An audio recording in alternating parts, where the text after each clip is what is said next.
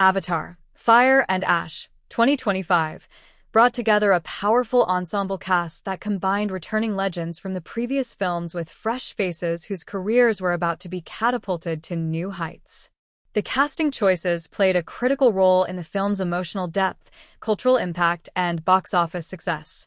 Each actor not only embodied their character with authenticity and nuance, but they also brought years of experience, distinctive artistic sensibilities, and in some cases, deeply personal motivations that resonated in their performances. At the center of the film was Sam Worthington, reprising his role as Jake Sully, the former Marine who became part of the Nausicaa people. Worthington's career had seen a resurgence since the original Avatar in 2009, and although he had participated in several projects in the interim, none had matched the cultural imprint of James Cameron's original epic. With Fire and Ash, Worthington stepped into a more matured version of Jake, one who is no longer simply a soldier or even just a leader, but a father facing personal and cultural extinction. Worthington delivered a performance marked by restraint and gravitas, effectively portraying a character torn between duty and despair.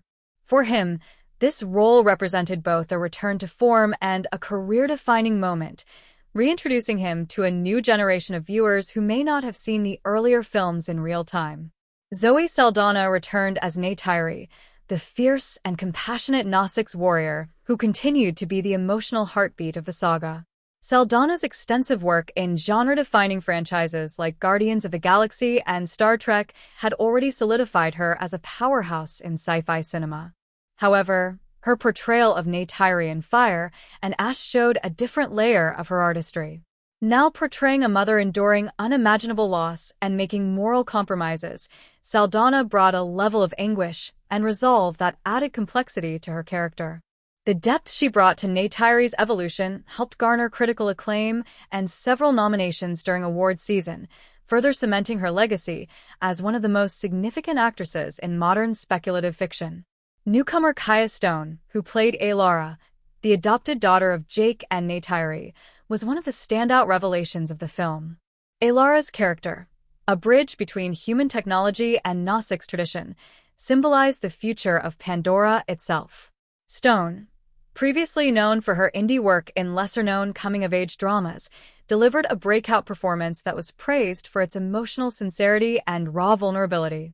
The role demanded a wide emotional range, from adolescent rebellion to spiritual awakening, and Stone met the challenge with surprising maturity. Following the film's release, her career trajectory changed dramatically. She was immediately signed onto major studio projects and became a recognizable figure in pop culture conversations surrounding representation and youth-led narratives. Cliff Curtis, as the wise and conflicted Tanawari, continued his streak of transformative performances.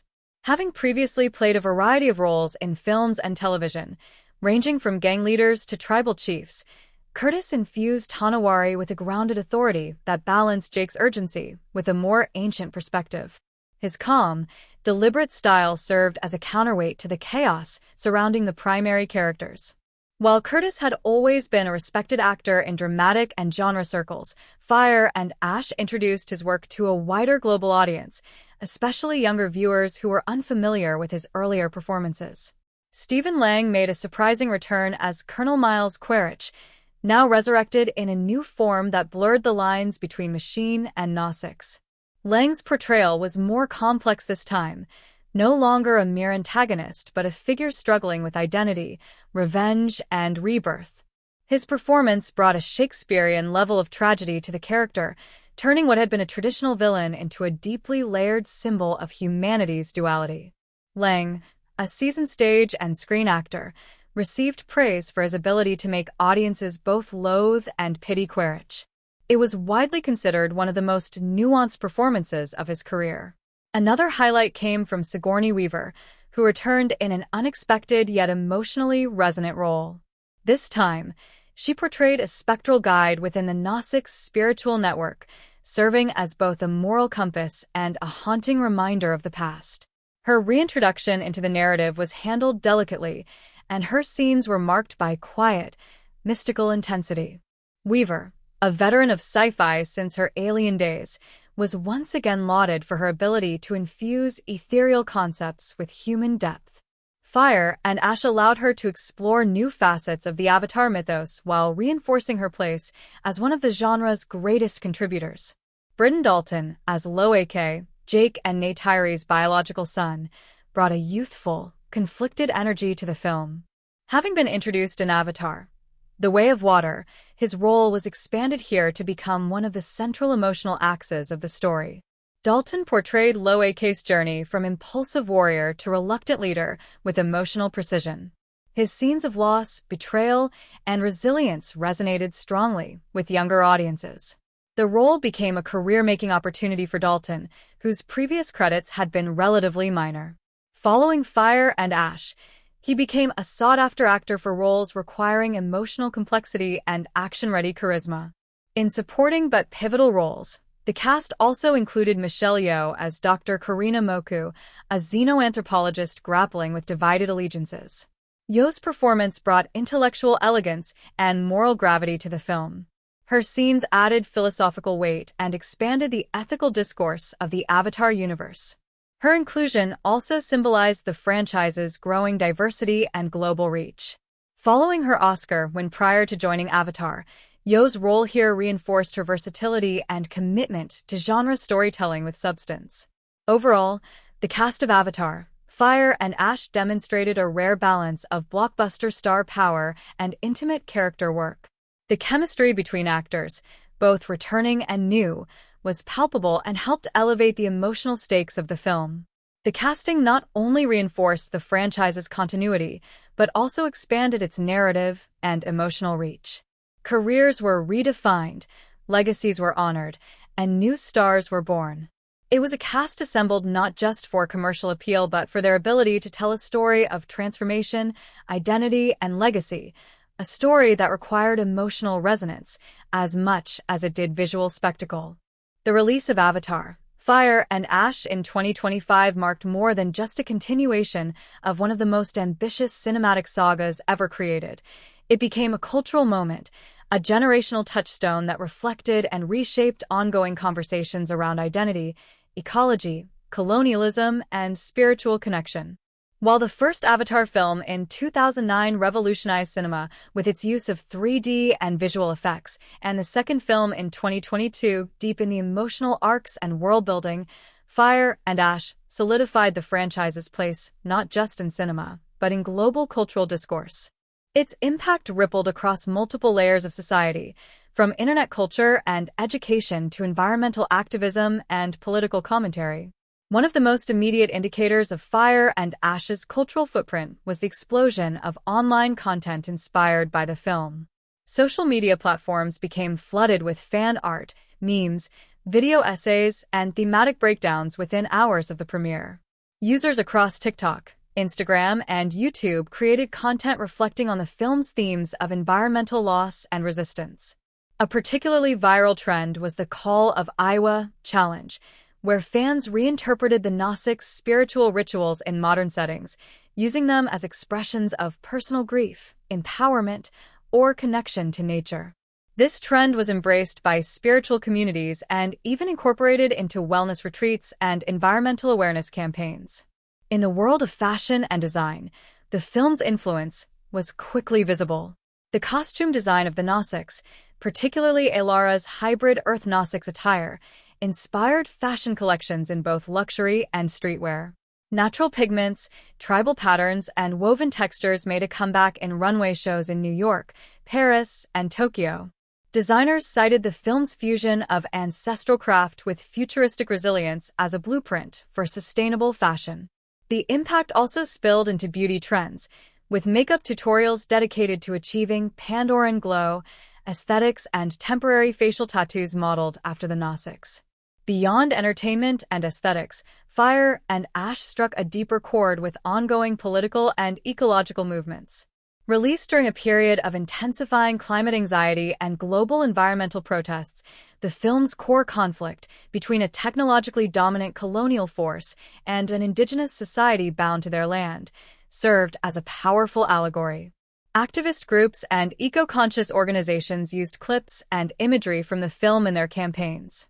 The symbolic destruction of Pandora's sacred biomes in the film was juxtaposed with real-world deforestation footage, including from the Amazon, Congo, and Southeast Asia.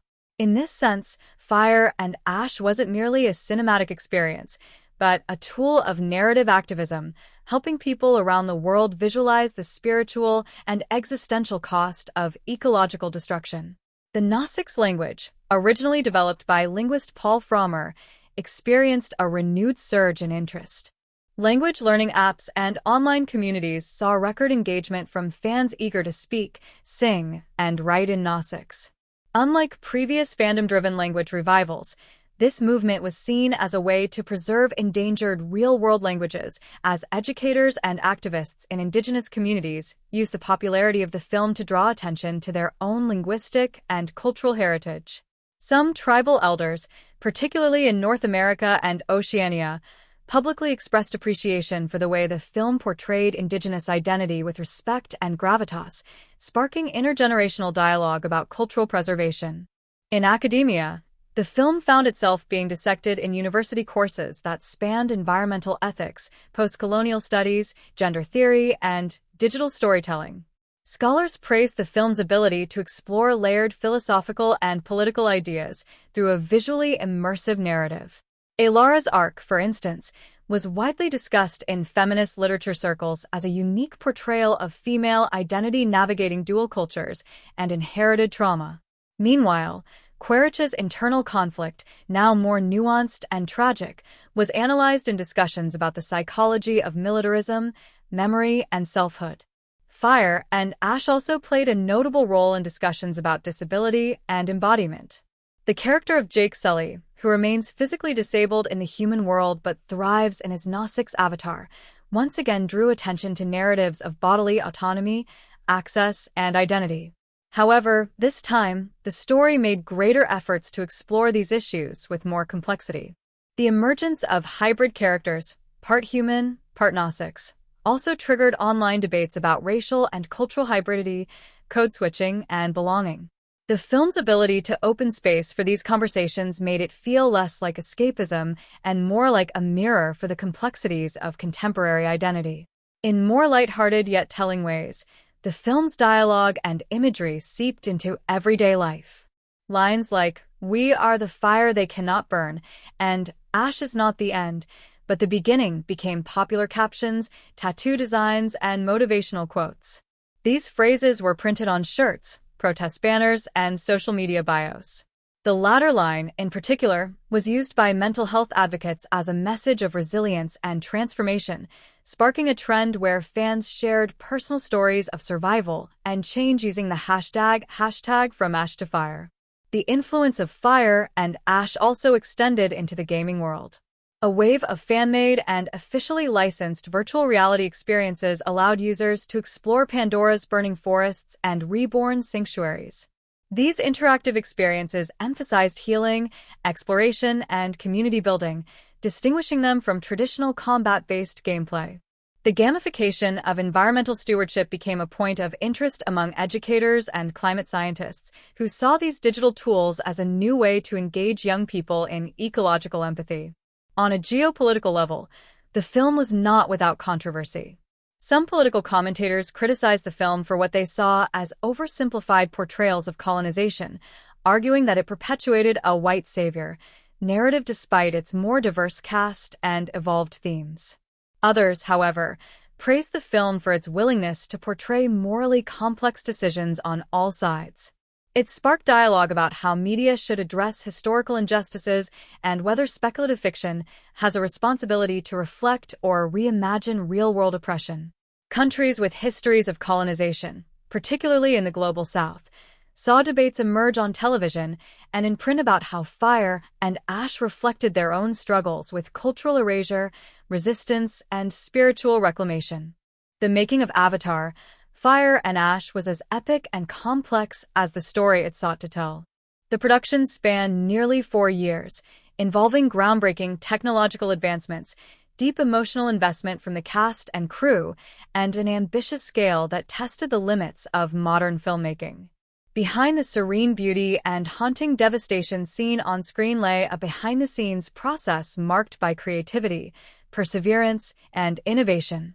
Director James Cameron, known for his meticulous and uncompromising vision, once again pushed the boundaries of cinematic storytelling, assembling an international team of artists, technicians, and performers who brought Pandora to life in ways audiences had never seen before.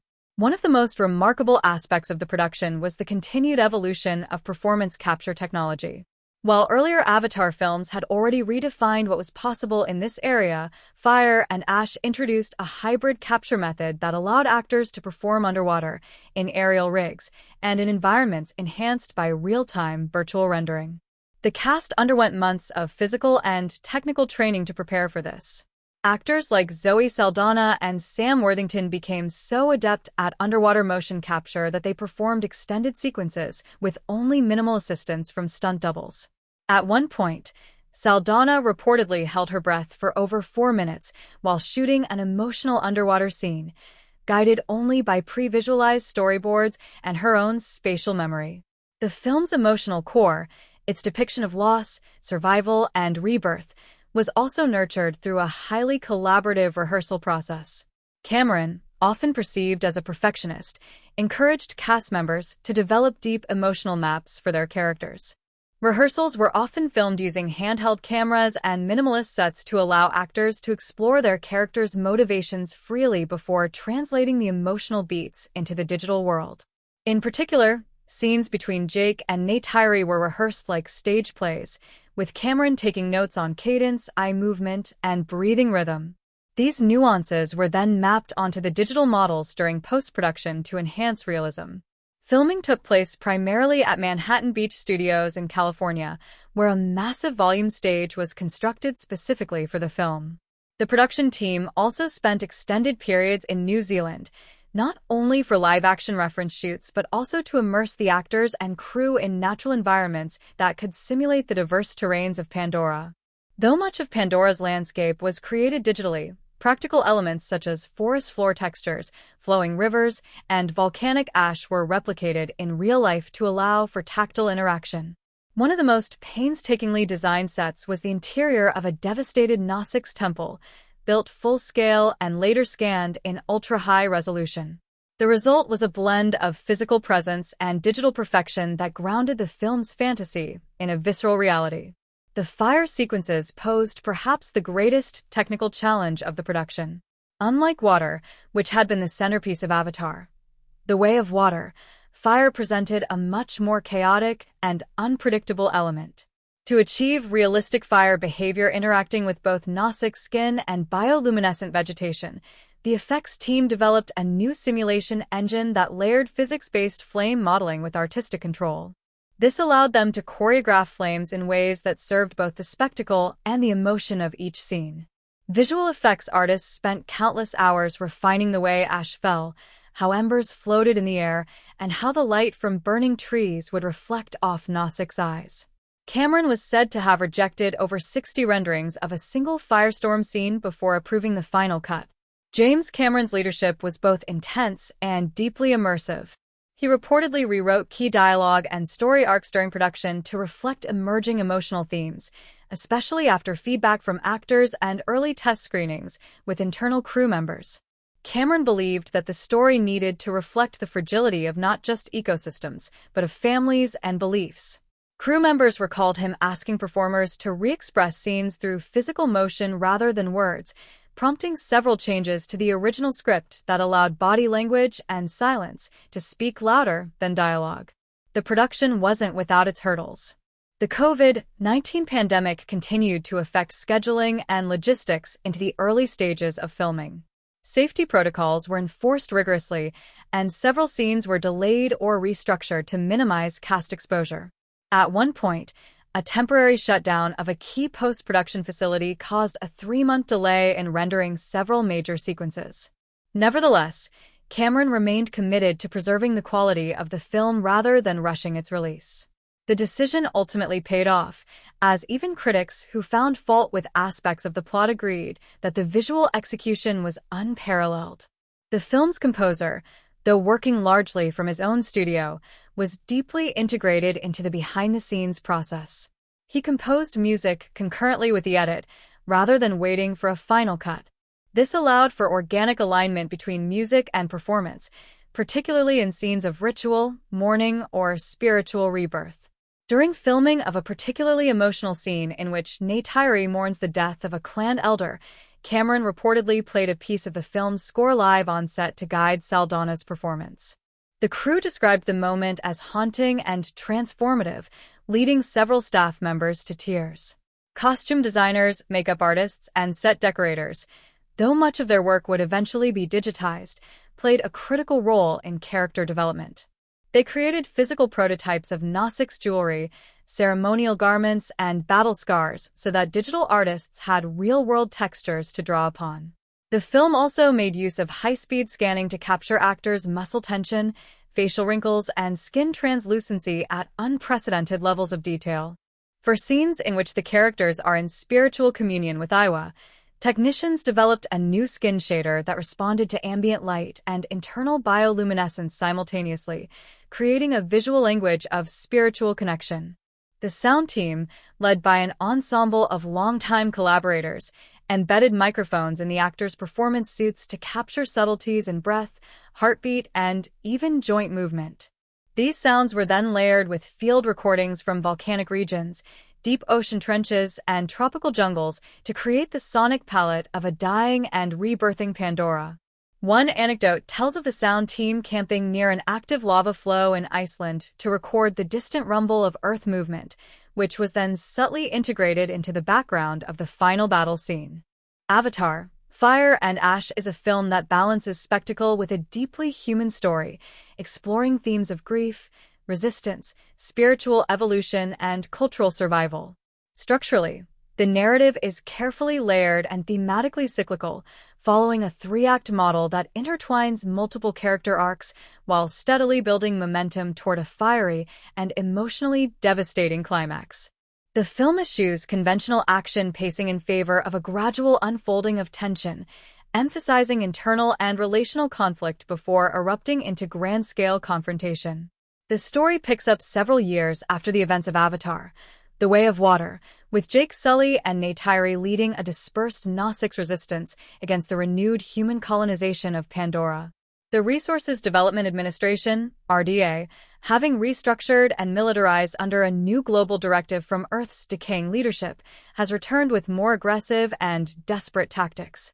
Earth's condition has worsened, making Pandora not just a target for resources, but a final hope for human survival. This shift raises the stakes, introducing a new kind of existential threat, not just for the Gnostics, but for all life on the planet. The opening scenes establish a tone of loss and transformation. We see flashbacks of Jake and Neytiri's family living in relative peace, intercut with present-day images of burned forests and desecrated sacred sites. The initial inciting incident is the fall of a major Gnostic stronghold in the volcanic highlands, which marks the death of several beloved elders and ignites a renewed call to unity among the scattered Gnostics clans.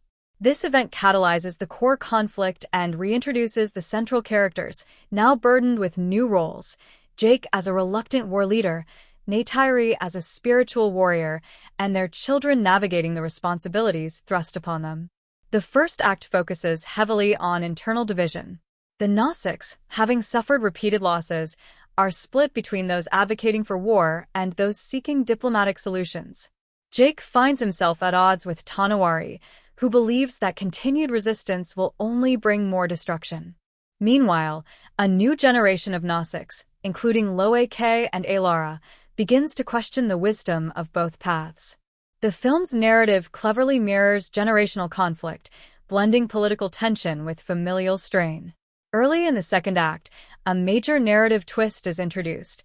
Colonel Quaritch, who had seemingly died in the previous film, returns in a new recombinant avatar, one that retains his memories but now exhibits signs of emotional and psychological fragmentation. This version of Quaritch is more contemplative, questioning his own identity and motives, even as he leads a scorched earth campaign against Gnostics resistance zones. His internal battle becomes one of the film's most fascinating subplots, adding a layer of tragedy to a character once perceived as purely villainous. His journey runs parallel to Jake's, offering a dark mirror to the protagonist's evolution. Simultaneously, the film develops the subplot of Alara, Jake and Neytiri's adopted daughter of human Gnostic's heritage. Her arc introduces a compelling thread about hybrid identity, spiritual dislocation, and the burden of legacy. Alara begins to experience visions and a form of psychic communion with Iwa that diverges from traditional Gnostics practices, suggesting the emergence of a new evolutionary path for Pandora. These moments are visually striking and narratively rich, serving as meditative pauses in an otherwise tense storyline. They also foreshadow the film's later metaphysical shift in tone. The midpoint of the film marks a significant escalation in pace and stakes. Alara is captured by the RDA and brought to a re-education facility designed to sever Gnostics from their cultural roots. These scenes are harrowing and emotionally charged, depicting psychological manipulation, spiritual suppression, and cultural sterilization. Her eventual escape, helped unexpectedly by a conflicted Quaritch, shakes both sides of the war. It signals that the battle is no longer just over land, but over memory, soul, and future generations. The third act of the film begins with a large-scale convergence of Gnostics clans, who unite under a radical new strategy developed by the youth leaders, including Loak, Alara, and Tsyria. Instead of frontal assault, they plan a strategic withdrawal and spiritual activation of dormant volcanic regions, invoking ancient legends of a cleansing fire that once saved Pandora during an era of great suffering. The climax takes place in a sacred volcanic valley as both sides race toward Iwa's heart, humans to destroy it, the Gnostics to awaken it. The final battle is a fusion of action and spiritual transcendence. As Jake and Neytiri lead a defense of the valley, Alara performs a ritual that opens a rift between physical and spiritual realms. This sequence marks the film's most visually and emotionally intense moment.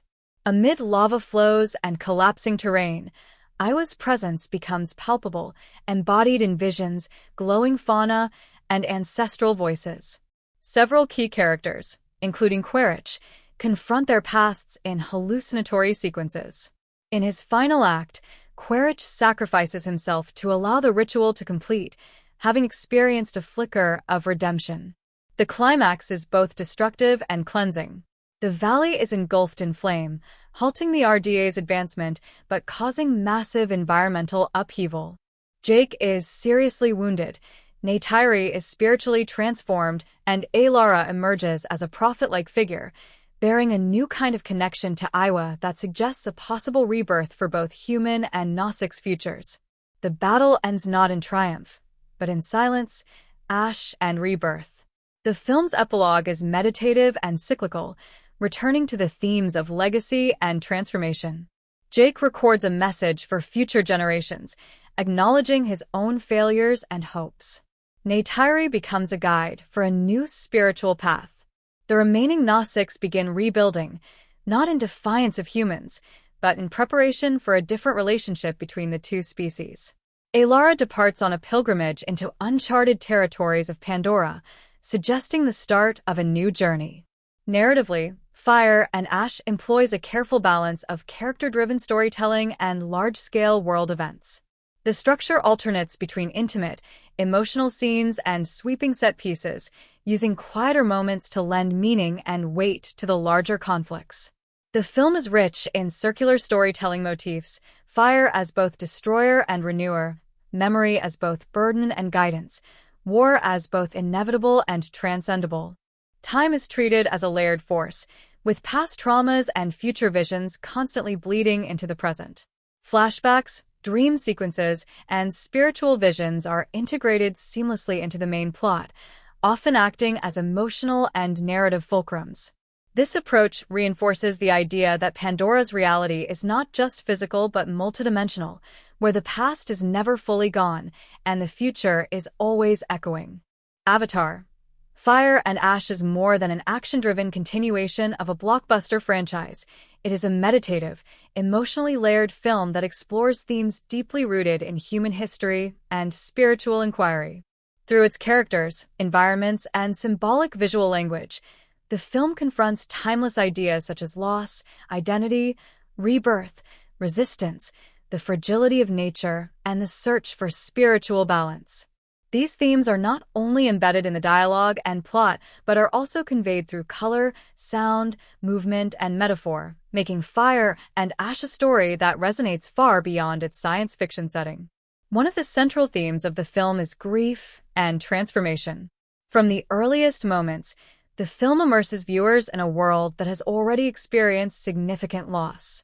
Jake Sully and Neytiri are no longer triumphant warriors, but grieving parents and broken leaders. The ashes of what once was, be it in the literal form of burned forests or the figurative loss of ancestral figures, serve as a recurring motif throughout the film. The presence of ash, not as an end but as a beginning, is one of the most prominent symbols. It represents mourning, but also fertilization. Just as volcanic ash nourishes soil and nature, here it symbolizes the groundwork for a spiritual and cultural renewal. Every major character is touched by loss, and the choices they make in the aftermath define their arcs. The characters are not trying to win a war, they are trying to survive grief and find meaning in its shadow. Cultural preservation and identity is another major theme. The Gnostics people, especially through the younger generation, are portrayed as navigating a complex world where tradition and evolution are no longer mutually exclusive. Alara, being of both human and Gnostics heritage, becomes a symbolic embodiment of cultural fusion.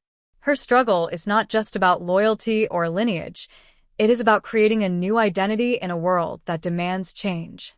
Her arc asks whether it's possible to evolve without erasing the past. She bridges the divide between biological difference and spiritual unity, becoming a vessel through which Iwa's present shifts from something rooted in the past to something dynamic and evolving. This is symbolized in her visions, where ancestral spirits speak in languages that blend Gnostics, human speech, and symbolic gesture, suggesting the birth of a new mythology. Spiritual disconnection and reconnection is explored through both the Gnostics and human characters.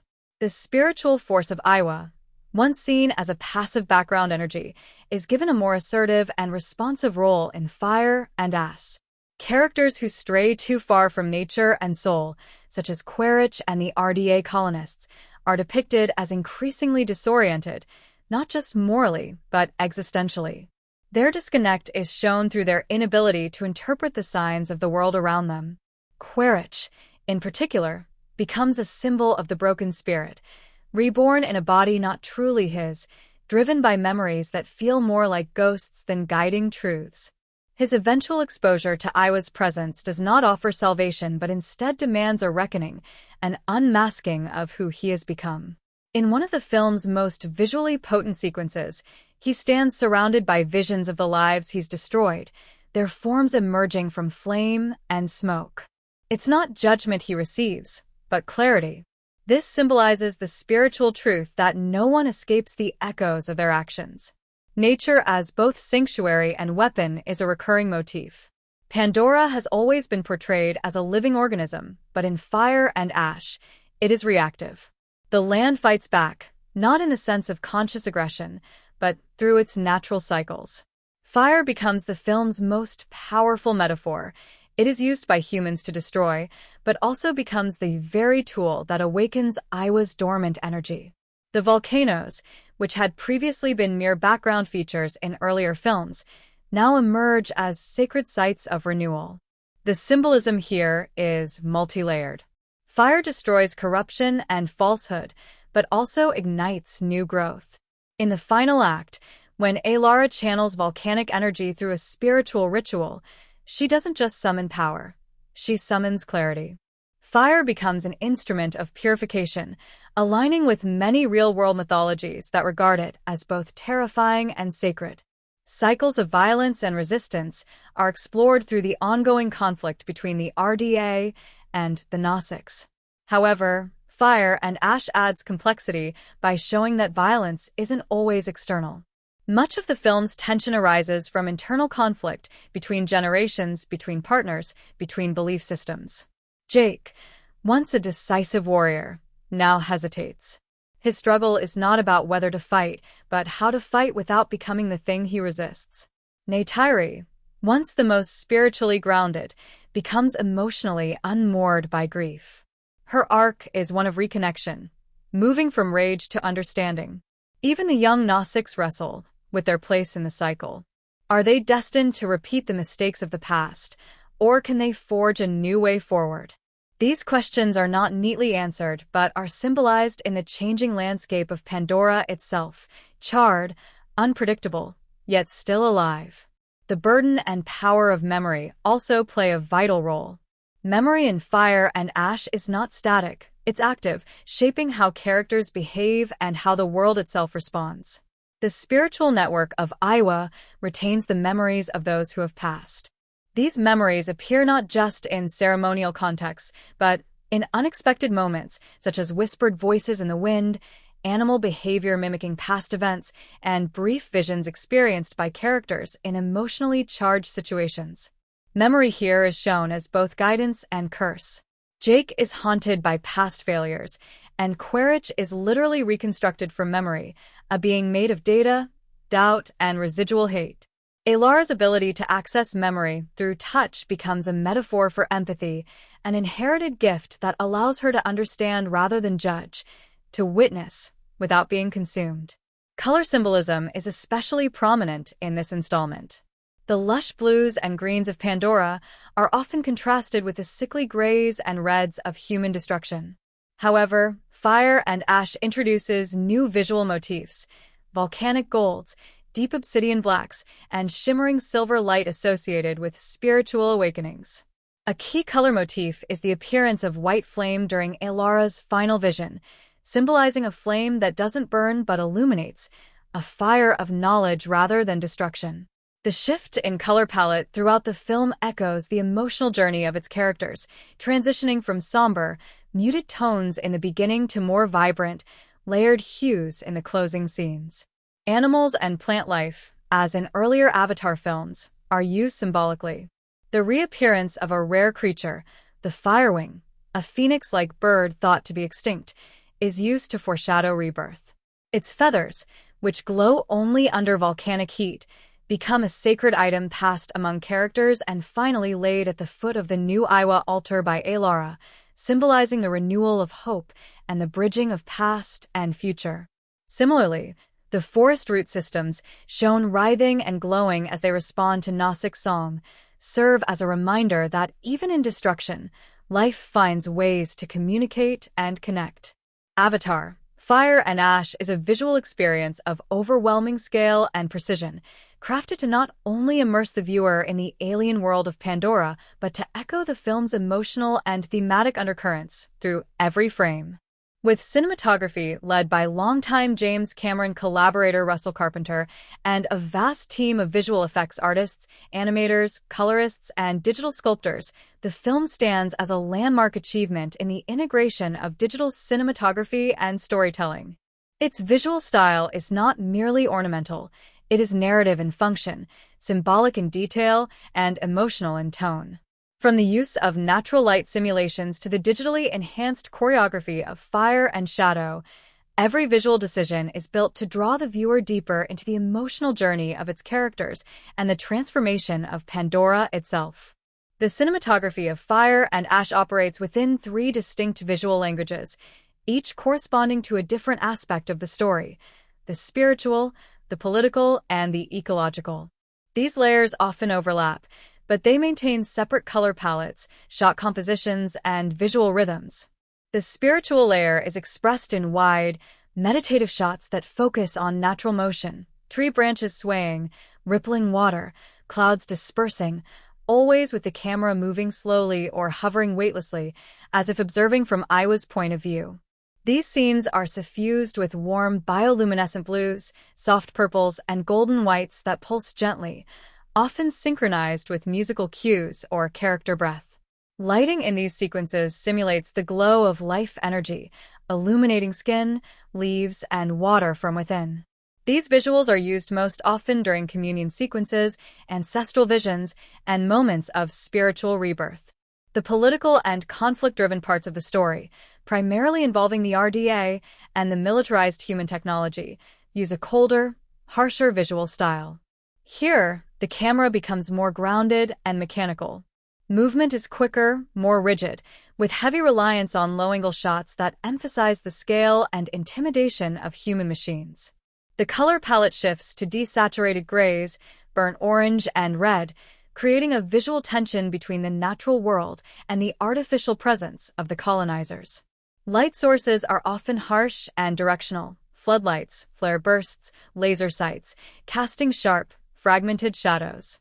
The human's environmental impact is shown visually through deadened textures: cracked earth, smoldering forests, rusted steel.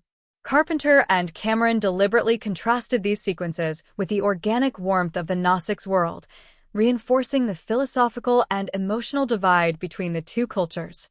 The ecological narrative is perhaps the most layered and nuanced in terms of visual style.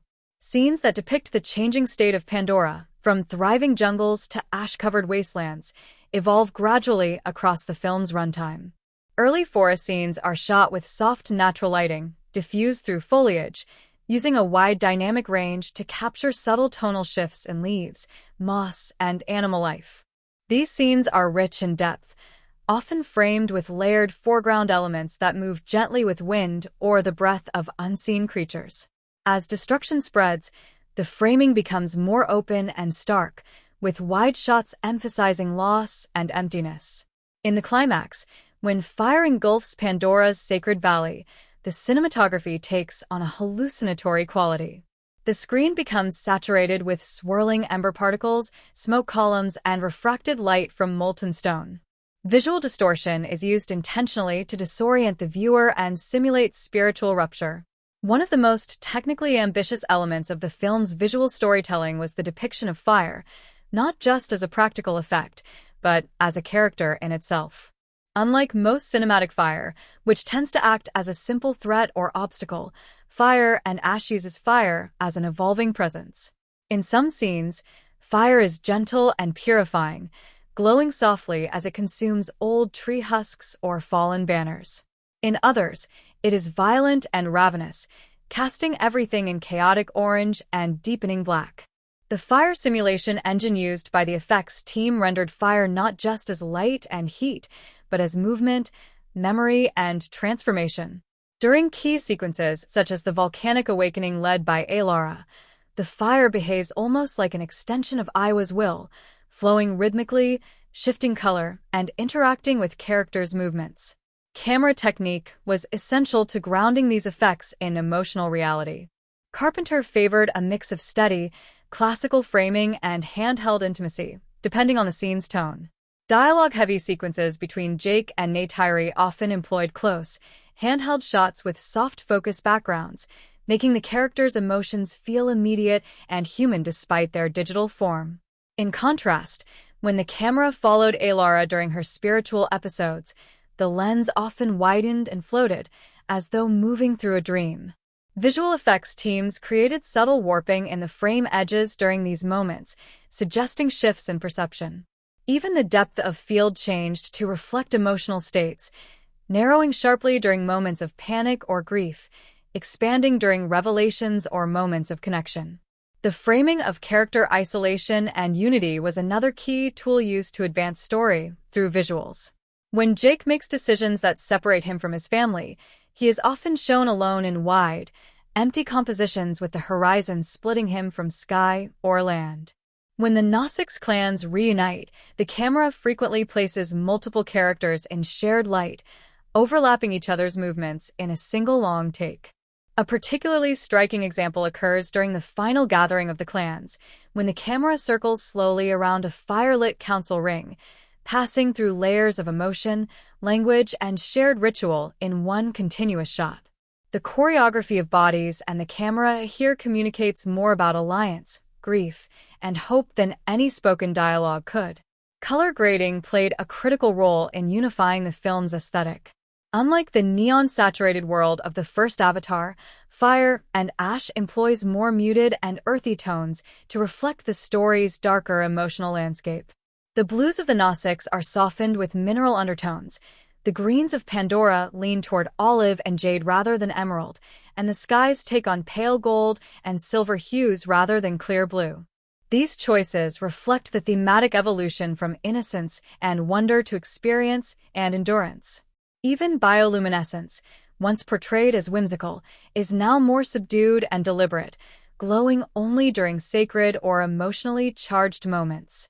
Motion capture and facial tracking technology added unprecedented realism to character performances, and this realism was supported by dynamic lighting strategies. Actors were lit on set in ways that mirrored their digital environments, allowing their skin and eyes to reflect actual light sources. For example, in scenes where characters are surrounded by fire, live firelight was used during capture to produce authentic flickering shadows on their faces. In post-production, digital artists carefully layered these real-world light cues into their rendered scenes, resulting in performances that felt physically and emotionally grounded. The soundscape of Avatar, Fire and Ash is as vital to the film's emotional resonance as its visual grandeur. More than just a complement to the imagery, the music and sound design serve as storytelling mechanisms that shape mood, foreshadow events, define character, and deepen the audience's connection to the world of Pandora. The auditory world created for this film is expansive and deeply textured, filled with layers that reveal themselves gradually upon closer listening. From the subtlest ambient hums to the swelling orchestral themes, every note and sound was crafted with intention and thematic weight. It's a sonic experience that doesn't just accompany the film, it speaks alongside it, breathing life into the story and the spiritual landscape. The film's original score was composed by Simon Franglen, who previously worked on Avatar, The Way of Water, and in this installment, he expanded the musical identity of Pandora with greater depth and experimentation. Franglen built on motifs from earlier films, but introduced a darker, more introspective tone in Fire and Ash, reflecting the narrative's themes of grief, transformation, and spiritual reckoning. The main melodic structure remains rooted in Nausica's culture, with choral voices, organic instrumentation, and slow, meditative rhythms forming the foundation. However, this time, the music leans into minor keys, dissonant intervals, and silence as musical space, allowing moments of pain or awe to sit with the audience rather than pass through them quickly. One of the most distinctive elements of the soundtrack is its use of hybrid instrumentation. Traditional orchestral elements, strings, brass, woodwinds, are layered with sounds inspired by natural instruments, hollowed bamboo flutes, stones struck underwater, stretched animal skins, and digitally recreated Nausica's instruments modeled after indigenous earth cultures. These are fused with electronic textures that represent the intrusion of human technology. In scenes involving the RDA or moments of tension between nature and machine, these electronic elements creep into the background. Mechanical drones, pulse-driven bass, and glitchy distortions subtly infiltrate the sound field, suggesting imbalance or spiritual rupture.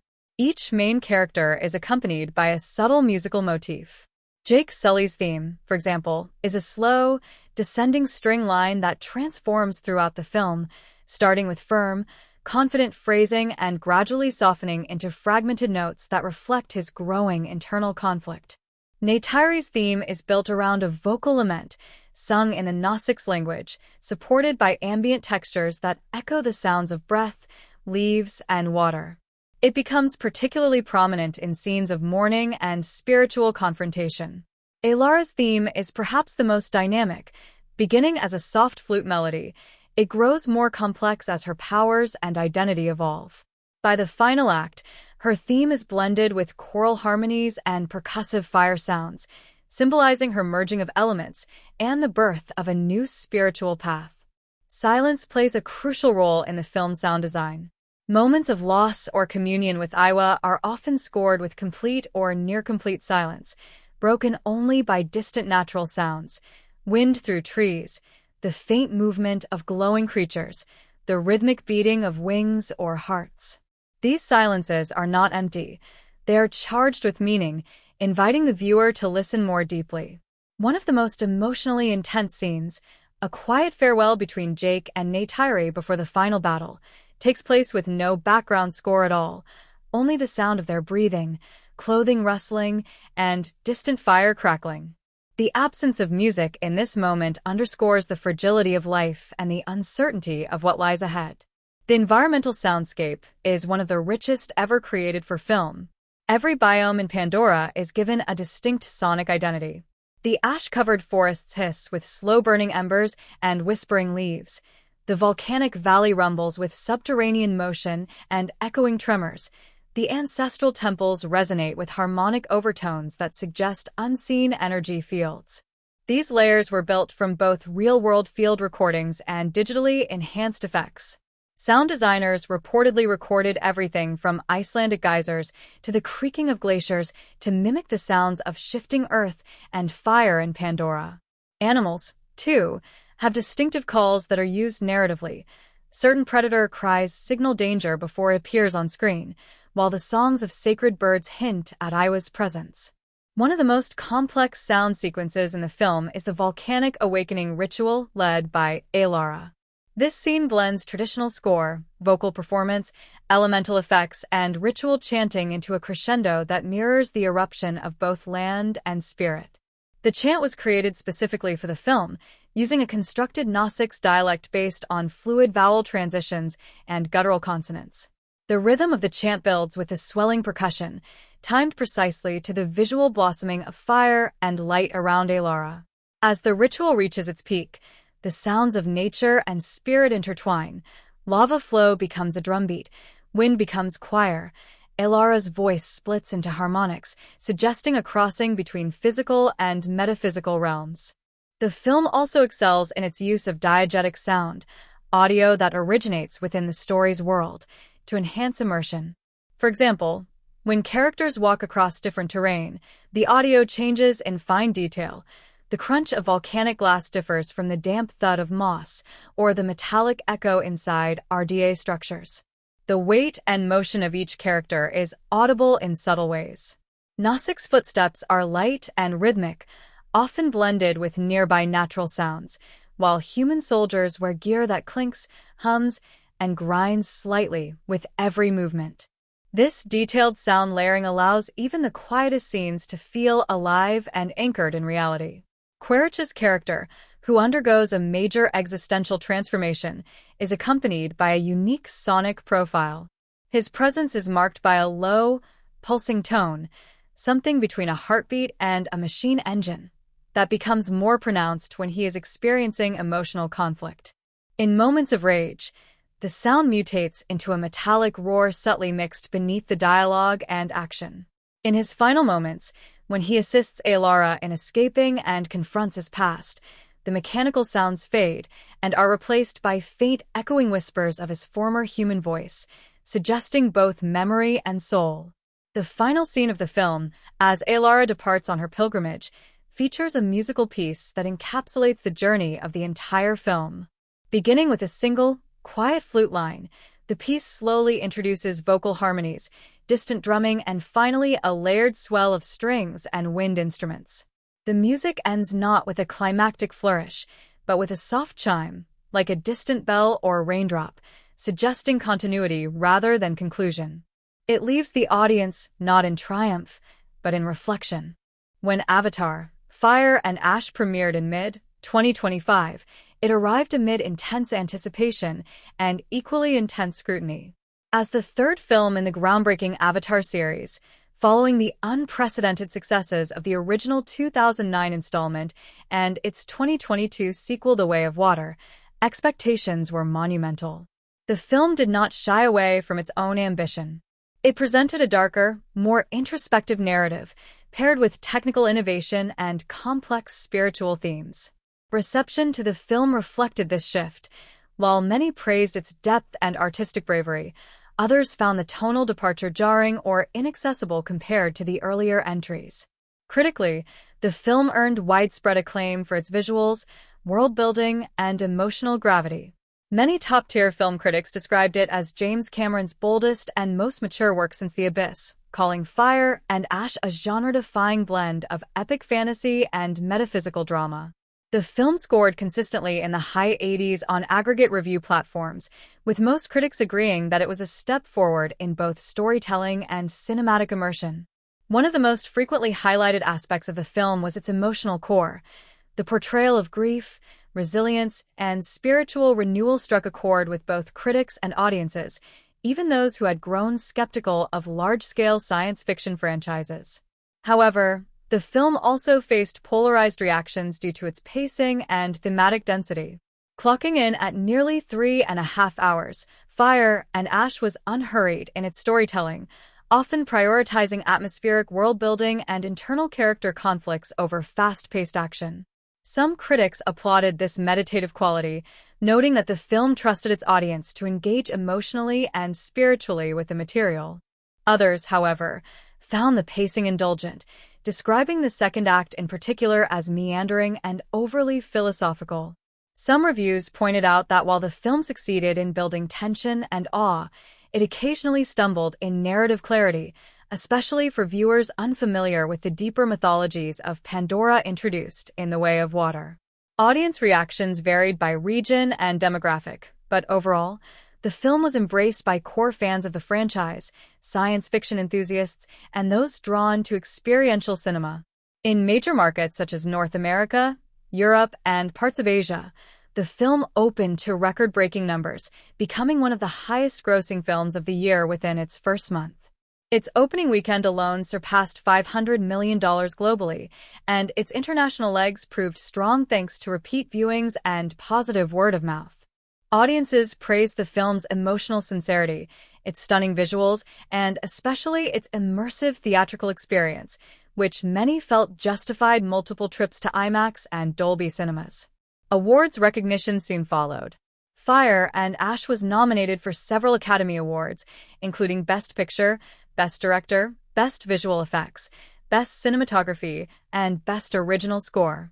While it didn't win Best Picture, losing to a more grounded drama, it swept technical categories, securing wins in Best Visual Effects, Best Production Design, and Best Sound Mixing. The film also won a Golden Globe for Best Original Score and was honored at several international film festivals for its artistic contribution to environmental storytelling and its representation of indigenous-inspired narratives. Not all reception was celebratory. As with previous Avatar entries, Fire and Ash drew criticism from some cultural commentators regarding its depiction of fictionalized indigenous cultures. While many praised the film's respectful tone and spiritual sensitivity, others argued that it still engaged in appropriation by creating a fantasy culture heavily inspired by real-world traditions without explicit collaboration with those cultures. Critics debated the line between homage and exploitation, particularly in the portrayal of Gnostics' rituals and spiritual systems, which drew heavily from Polynesian, African, and Native American symbolism. These conversations reignited broader debates in Hollywood about representation, authorship, and the responsibilities of world-building in global cinema. There were also some narrative elements that sparked controversy. One of the most divisive decisions was the partial redemption arc for Quaritch, the longtime antagonist. While some viewers appreciated the nuance added to his character and saw it as a reflection on the cycles of war and identity, others found the choice inconsistent with his prior actions and felt it undermined the emotional stakes. The debate extended to fan forums and social media, where discussions about whether villains should be redeemed in high-stakes narratives dominated for weeks after release. The film also faced criticism from some casual audiences who expected more action and spectacle akin to the previous entries. Some complained that the film was too spiritual or slow-moving, particularly during sequences involving vision quests, ritualistic ceremonies, or extended silent moments. Despite the film's visual splendor, a portion of the audience found it emotionally overwhelming or difficult to follow without having recently rewatched the earlier films. This led to some drop-off in the film's later weeks at the box office in domestic markets, though international performance remained steady. Online, however, the film thrived. Social media platforms exploded with discussion threads, fan theories, and emotional breakdowns of key scenes. The character of Elara, in particular, became a cultural sensation, with countless edits, tribute videos, fan art, and cosplay rapidly circulating in digital communities. Her final firelit vision sequence was dissected frame by frame, and her unique connection to the elements sparked spiritual and philosophical debates about destiny, identity, and the meaning of balance in nature. Memes also flourished, some poking fun at the film's somber tone, while others celebrated its audacity to prioritize emotion over exposition. Hashtags like #IWasWill and #AshToRebirth trended globally for days following release. In terms of legacy within the cinematic world, many industry professionals hailed Fire and Ash as a turning point for franchise storytelling. Rather than expanding the Avatar universe with prequels or spin-offs focused on secondary characters, Cameron doubled down on a narrative that was personal, spiritual, and openly mournful. It challenged the assumption that major studio films must follow rigid narrative templates, and instead demonstrated that there is space for slow, reflective storytelling even in billion-dollar franchises. This inspired conversations within film circles about the potential for science fiction to address grief, ecological despair, and metaphysical healing, topics rarely tackled on this scale. Avatar, Fire and Ash may have been released as the third chapter in James Cameron's epic sci-fi saga, but its impact has far exceeded the boundaries of a single franchise installment. The film's legacy is already being measured not only by box office milestones or awards, but by its profound cultural ripple effects, its bold creative risks, and the innovations it brought to filmmaking as a whole. In many ways, Fire and Ash redefined what a large-scale, mainstream movie could be: emotionally introspective, spiritually layered, technically groundbreaking, and narratively unafraid of ambiguity. Its legacy lies in the way it pushed the boundaries of cinematic experience, not merely with its technology, but through its courage to explore sorrow, rebirth, and metaphysical transformation on a grand scale. One of the most immediate influences Fire and Ash had was on how studios conceptualize franchise storytelling. While previous entries in the Avatar series were largely praised for their environmental themes and technological advancements, Fire and Ash veered into uncharted territory by focusing on loss, trauma, and spiritual growth. In doing so, it challenged the formulaic expectations of action-heavy blockbusters and showed that audiences could embrace stories driven more by emotional introspection than spectacle. The success of this approach sparked a noticeable shift across Hollywood, with other franchises beginning to experiment more openly with tone and narrative structure. Films that might once have defaulted to simple good versus evil dynamics began to incorporate more morally complex arcs, quieter moments of reflection, and symbolic storytelling influenced by Fire and Ash's bold narrative stance. Directors and writers have cited Fire and Ash as a creative inspiration, particularly in the science fiction and fantasy genres. Independent filmmakers praised the film for proving that large-scale cinema could retain artistic integrity and philosophical depth, while blockbuster directors saw in it a model for balancing mass appeal with deeply personal themes. The film's character-driven approach, particularly through Alara's journey from grief to empowerment, encouraged storytellers to center emotion and spiritual inquiry even in genre films. The industry took note that audiences were willing to sit with a character's internal evolution over the course of a long film if the emotional payoff felt authentic. Technologically, Fire and Ash pushed forward the boundaries of immersive filmmaking, not just in terms of visual spectacle but also in its treatment of sound, motion capture, and spatial storytelling. The film expanded on the real-time performance capture system introduced in The Way of Water, allowing actors to emote with even greater nuance in fantastical settings. Alara's facial expressions, especially in moments of spiritual trance, were rendered with breathtaking precision, enabling viewers to emotionally invest in a fully digital character as if she were physically present. This technological leap inspired studios working on animated or hybrid productions to reevaluate the limitations of digital acting, and it set a new benchmark for emotional realism in performance capture. In the realm of theatrical presentation, Fire and Ash introduced enhanced immersive cinema experiences that bridged the gap between screen and space. Select theaters across the world implemented synchronized environmental effects, heat bursts, ambient scent diffusers, low-frequency rumble floors, to align with scenes of volcanic activity or deep forest rituals. While these technologies were not widely adopted in all venues, Their success in test locations influenced the next generation of high-end theaters, setting a new standard for experiential storytelling. From a cultural perspective, Fire and Ash has already begun to shape generational conversations about grief, renewal, and spiritual belonging. The film's central themes resonated strongly with audiences emerging from years of global disruption and emotional fatigue. For many, the film's willingness to sit in sadness before finding transcendence mirrored personal experiences of loss and adaptation. Its depiction of spiritual rituals, elemental transformation, and connection to ancestral forces invited audiences to reflect on their own relationships to land, legacy, and identity. Alara's journey in particular struck a chord with younger viewers, many of whom saw in her a model of vulnerable strength and quiet resistance to systemic violence. On social media and in fan communities, the language and imagery of Fire and Ash began to be adopted in non-cinematic contexts. Quotes from the film's ceremonial dialogues appeared in online memorial posts and digital art tributes. The visual motif of the Firebird, a recurring symbol representing both destruction and rebirth, was embraced as a metaphor for personal transformation and resilience. In educational circles, the film was used as a case study in courses on myth-making, ecological ethics, and digital spirituality. Philosophers and theologians even wrote essays comparing the Gnostics' cosmology in Fire and Ash to real-world indigenous spiritual systems, prompting discussions about representation, authenticity, and the modern hunger for reconnection with the sacred.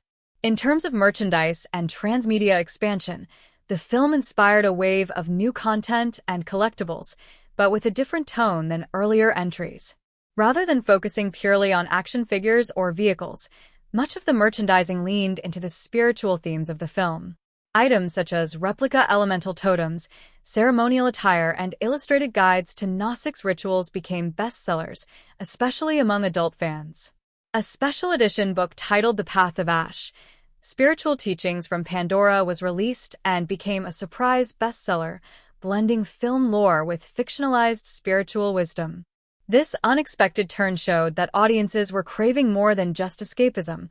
They wanted narrative worlds that offered meaning, insight, and healing. The influence of Fire and Ash also extended into gaming and virtual spaces. A VR experience based on the film's vision sequence allowed users to explore a symbolic dreamscape based on Alara's Fire journey, using haptic feedback and adaptive music to guide emotional response.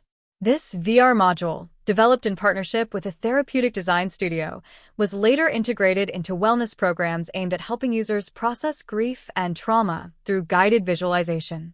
It became one of the first instances of a blockbuster film directly inspiring a wellness tool, further cementing the movie's legacy as not just entertainment, but a vehicle for emotional and psychological exploration. In the academic sphere, Fire and Ash prompted renewed interest in the use of myth within science fiction. Scholars began to compare the film's structure to classical heroes' journey archetypes, while others focused on its unique blend of ecological mythology and speculative futurism.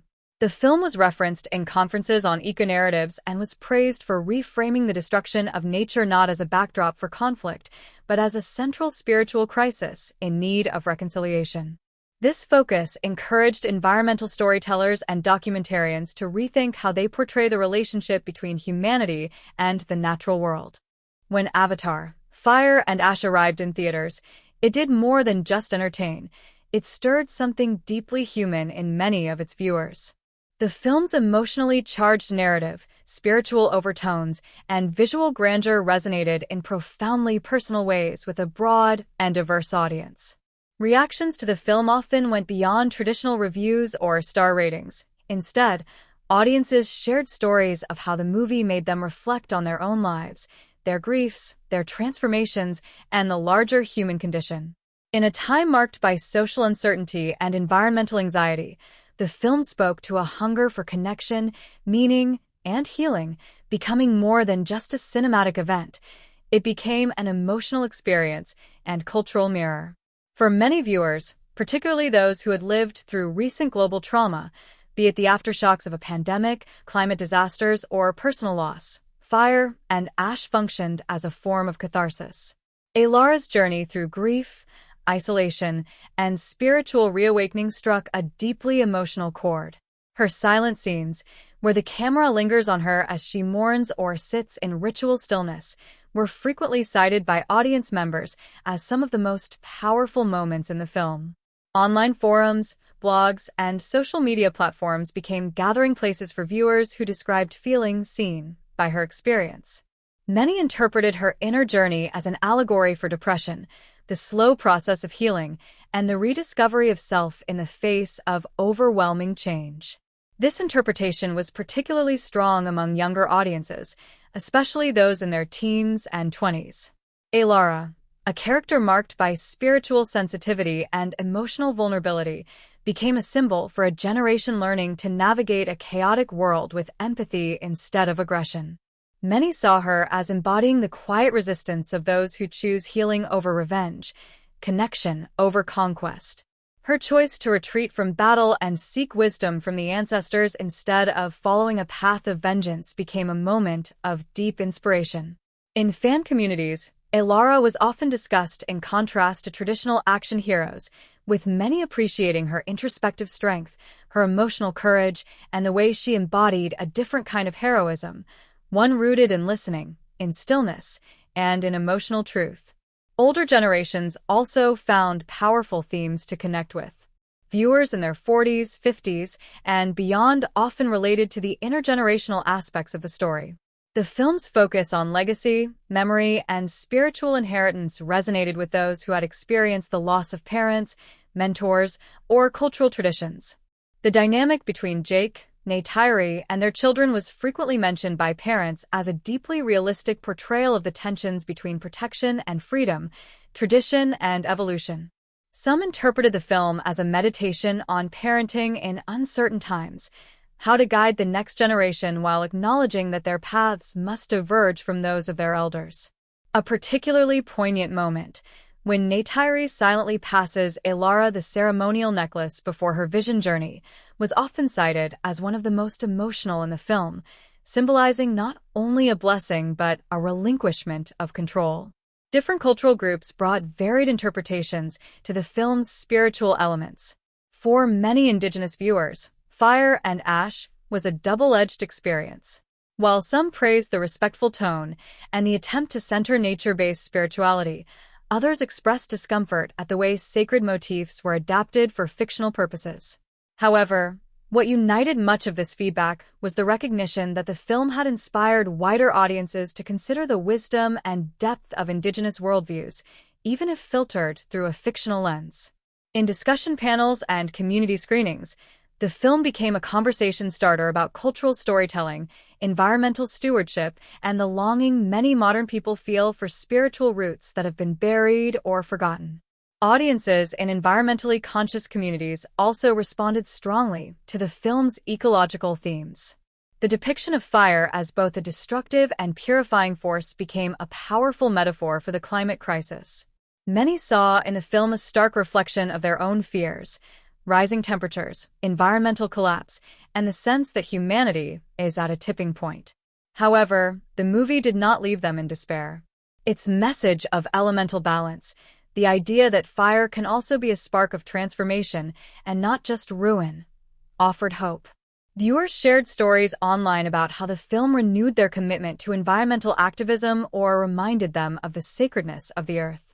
In this way, Fire and Ash function not just as a warning, but as a spiritual call to action.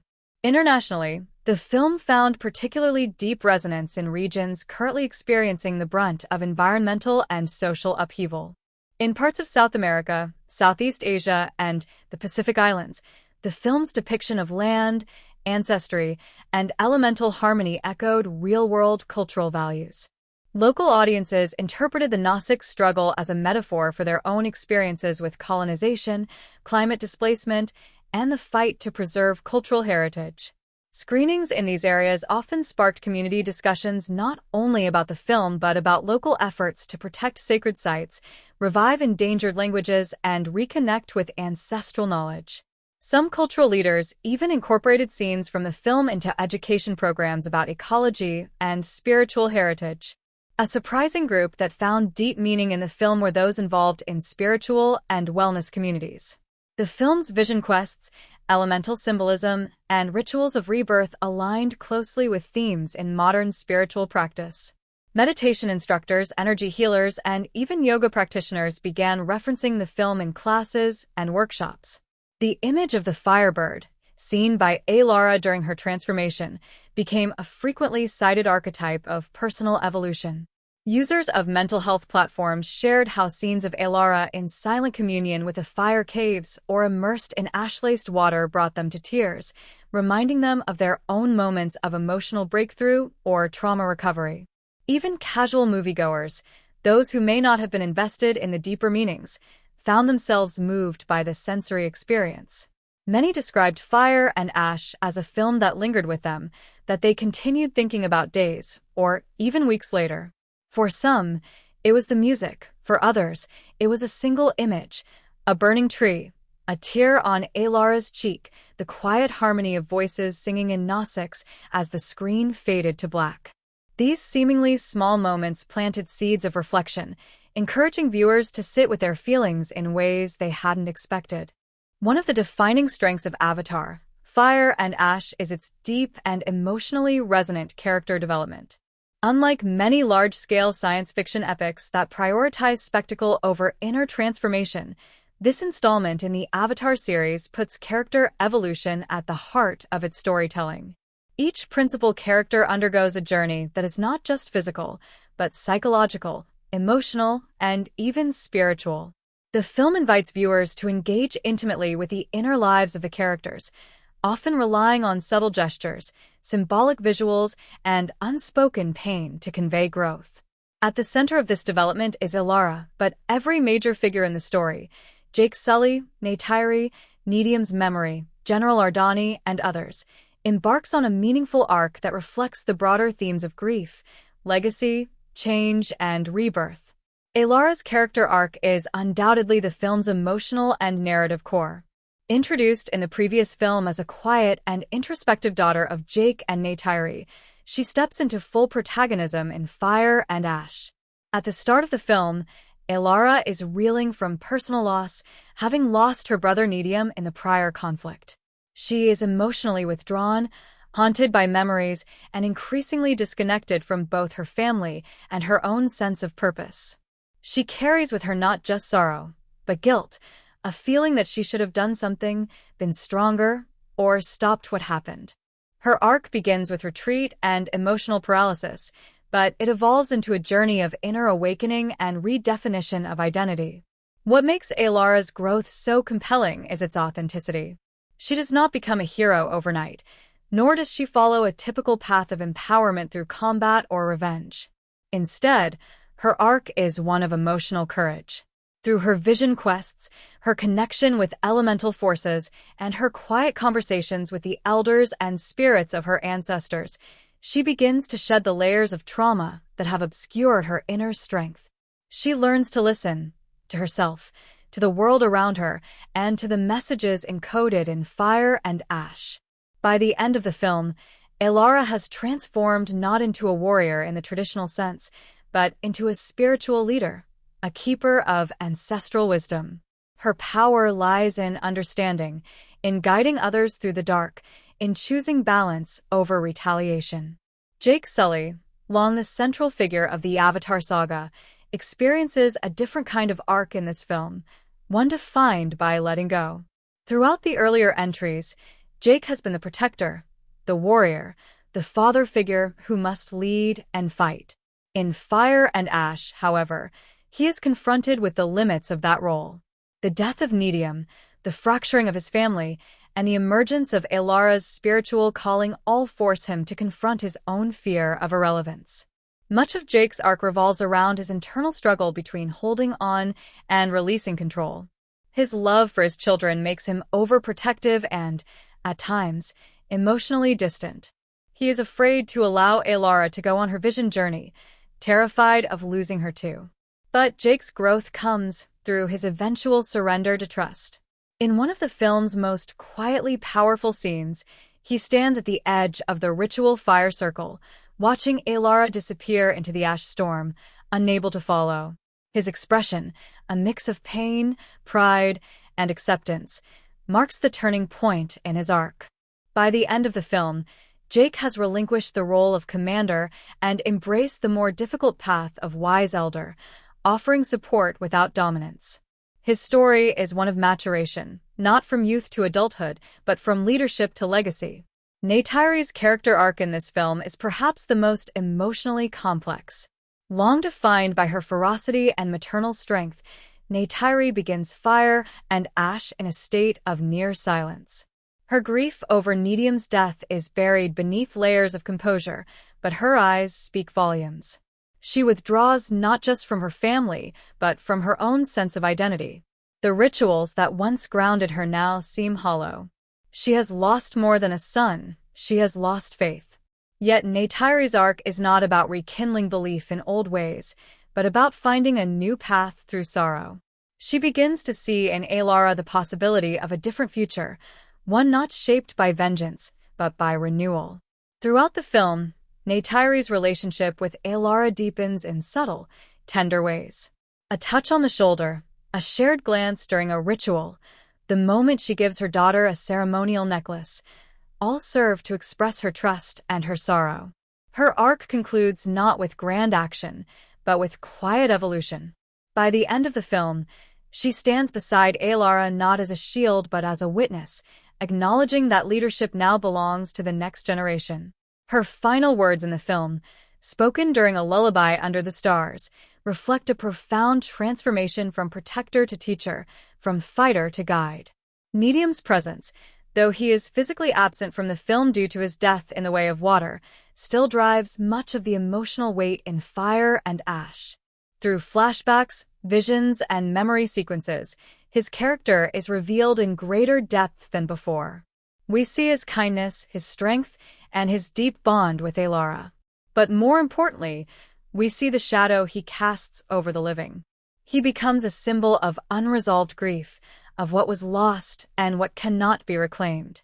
Alara's vision of him near the climax, when she sees him not in pain, but smiling, surrounded by light, allows her to release the guilt and embrace a new beginning.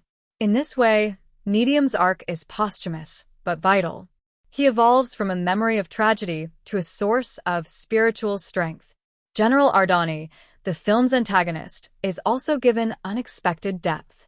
At first glance, she appears as a militaristic echo of past villains, commanding a new initiative to harness Pandora's geothermal core. But as the story unfolds, her motivations are revealed to be more nuanced. Ardani is a survivor of Earth's ecological collapse, a child of a dying planet who has vowed never to feel powerless again. Her cold pragmatism masks a personal history of loss and betrayal. In scenes where she examines Pandora's volcanic plains or speaks of fire as both danger and necessity, we glimpse her internal conflict. Her refusal to acknowledge the spiritual significance of the land is not just ignorance, it's a defense mechanism. Ardani's arc does not end in redemption, but it does end in recognition. When confronted by Alara during the final confrontation, not with violence, but with silence and symbolic gesture, she hesitates.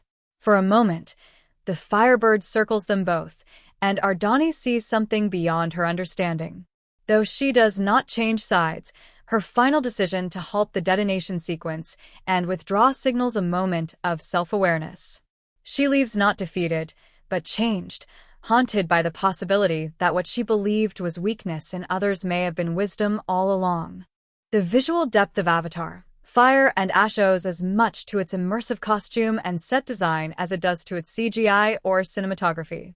From the intricate beadwork of the Nausica's ceremonial garb to the textural contrast of scorched volcanic plains and glowing jungle sanctuaries, every element of design serves a deliberate narrative and thematic purpose. In this installment, the costuming and environments are not merely backdrops or embellishments. They are active participants in the storytelling, reflecting internal character states, spiritual evolution, and the broader metaphysical dialogue between destruction and rebirth. One of the most striking evolutions in costume design is seen in Alara's transformation throughout the film. At the beginning, Her clothing reflects mourning and withdrawal. Her garments are composed of muted, earthy tones, deep browns, ash-gray weaves, and dark purples dyed from volcanic flora. Her jewelry is minimal, her body markings faded and unrefreshed, as though she has not participated in any ceremonial renewal since her brother's passing. This visual language of grief communicates her emotional state before she even speaks. As the film progresses and Alara embarks on her spiritual journey, her attire slowly begins to shift. The change is so gradual that it may not be noticed at first viewing. Threads of brighter orange and crimson are introduced into her armbands, and glowing embers begin to appear subtly in her body paint, especially during scenes where she communes with the elemental forces. By the time she completes her vision quest and re-emerges transformed, her costume is wholly reimagined. It retains the traditional Gnostics materials, woven plant fibers, bones, feathers, but incorporates unexpected elements, glass-like volcanic fragments, ash-burnished metals, and radiant firestones, which glow faintly with an inner warmth. Her body paint now includes swirling flame motifs along her arms and back, applied in ritualistic strokes that echo the firebird's wing patterns. The final result is neither a warrior's armor nor a priestess's robe, but something entirely new, a ceremonial look that bridges the ancestral with the elemental, the feminine with the fierce. Jake and Neytiri's costumes also undergo meaningful changes, though subtler. Jake, traditionally seen in battle gear or hunter attire, now appears more frequently in woven wraps and elder's garb, his posture and clothing evoking a leader who has shifted from action to wisdom. His color palette is dominated by twilight tones, navy, rust, and smoke blue, symbolizing his transition into a role that is more observant than directive. Neytiri, meanwhile, wears ceremonial robes that incorporate symbols of both mourning and power. Her shawl, dyed in stormy purples and streaked with streaks of white ash, marks her as both mother and matriarch. In ritual scenes, she dons a headpiece crafted from obsidian shards and phoenix feathers, signifying her spiritual rank within the clan and her link to Alara's elemental awakening. The costuming for the film's antagonist, General Ardani, tells a very different story. Her uniform is sharp, symmetrical, and sterile, a high-collared exosuit rendered in matte gray, with red LED accents and reinforced armor plating.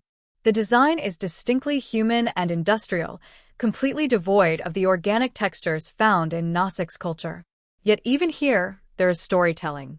Unlike previous antagonists, Ardani's costume bears a worn look, not pristine, but scorched in places, with scratches and burns suggesting personal field experience.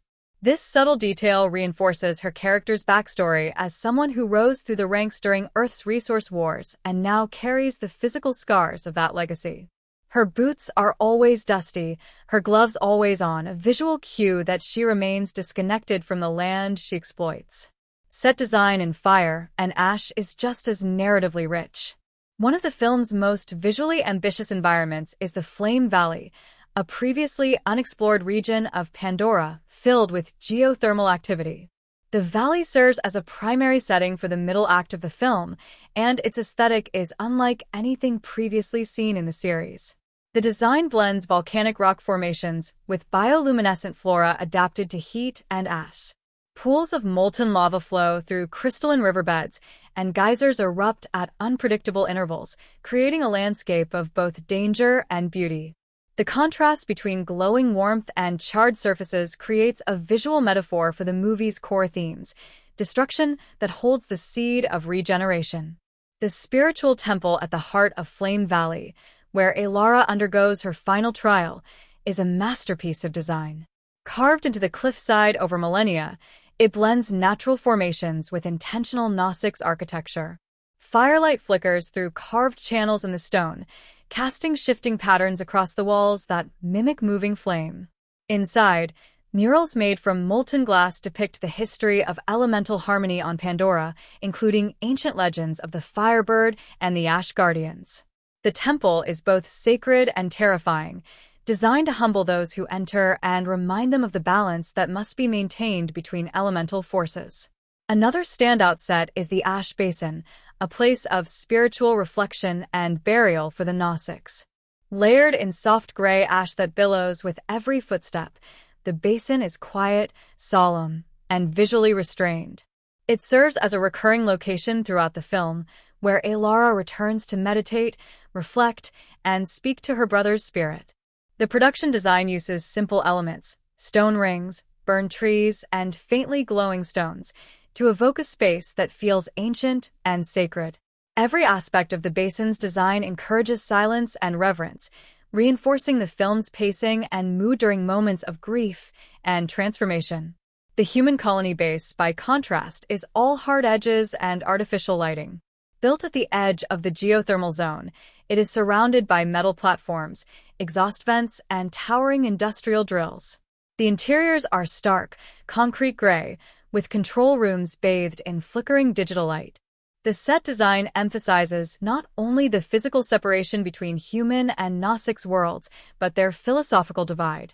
Where the Gnostic sets breathe, shift, and adapt, the human sets feel static, suffocating, and cold. Even the color temperatures are at odds. The Gnostic's world glows with warm ambers and deep blues, while the human world buzzes with sterile white and red. Costuming for secondary Gnostics characters also reflects the diversity of Pandora's regions. Clan leaders from surrounding areas wear attire shaped by their respective environments. Oceanic clans include coral-embedded necklaces and wave-dyed capes, while mountain tribes wear layered fabrics that imitate bird plumage and cloud patterns. This attention to regional variation in costume design grounds the film's world in realism and cultural depth, suggesting a civilization as diverse and complex as any on Earth. The script of Avatar, Fire and Ash represents a significant evolution in the storytelling style of the franchise, blending poetic subtlety with moments of intense emotional clarity. This screenplay is not about heavy exposition or rapid-fire exchanges, but rather about breathing life into the world and characters through carefully calibrated dialogue and meaningful silences. It balances the epic scale of its setting with intimate, personal moments that allow the audience to deeply connect with the characters' inner struggles and hopes. One of the film's most notable scriptwriting choices is its restraint. Unlike traditional blockbuster scripts that often rely heavily on dialogue to push the plot forward, Fire and Ash uses conversation sparingly, allowing body language, visual symbolism, and environmental storytelling to carry much of the narrative weight. When characters do speak, their words are often charged with layered meaning and poetic resonance. The script embraces a lyrical quality, especially during moments of ritual or spiritual revelation, where dialogue flows like a chant or prayer rather than a conventional conversation. Elara's dialogue is among the most nuanced and revealing. Early in the film, her lines are few and carefully measured, reflecting her emotional withdrawal and internal conflict. Her sparing words, often tinged with quiet pain or hesitance, communicate more than elaborate speeches could. For example, in a scene where she confronts her mother Neytiri about the weight of loss, her simple phrase, "I carry fire and ash inside me," becomes a metaphor for both her grief and her potential for transformation. This line resonates throughout the film as a thematic anchor. Jake Sully's dialogue continues to reflect his role as a bridge between worlds, but with a noticeable shift toward introspection. Gone are the more straightforward declarations of earlier films.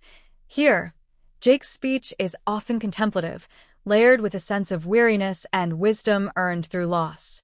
His exchanges with Neytiri and Elara frequently carry undercurrents of unspoken fear or regret, which the script subtly conveys through pauses, unfinished sentences, and soft inflections. A standout moment comes during a late-night conversation with Elara, where he says, "Sometimes the hardest battles are the ones we fight within." This line encapsulates his arc of letting go and acceptance. Neytiri's dialogue stands out for its poetic cadence and cultural depth. Her words are rooted in Gnostic's oral tradition, often delivered in a voice that blends storytelling, warning, and love. The scriptwriters worked closely with linguistic consultants to ensure that Neytiri's language felt authentic and respectful to the Gnostic's culture. In ritual scenes, her speech takes on a ceremonial tone, with phrases that invoke nature, ancestors, and elemental forces. Her dialogue often contrasts with the more pragmatic and blunt speech of the human characters, emphasizing the cultural divide and thematic tension between spirituality and technology.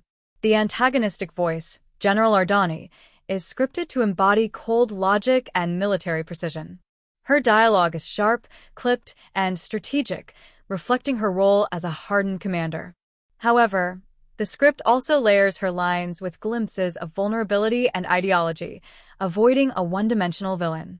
In moments where Ardani debates with her subordinates or confronts Elara, her words reveal a complex worldview shaped by desperation and survival instinct. One memorable line, "Fire can cleanse or consume.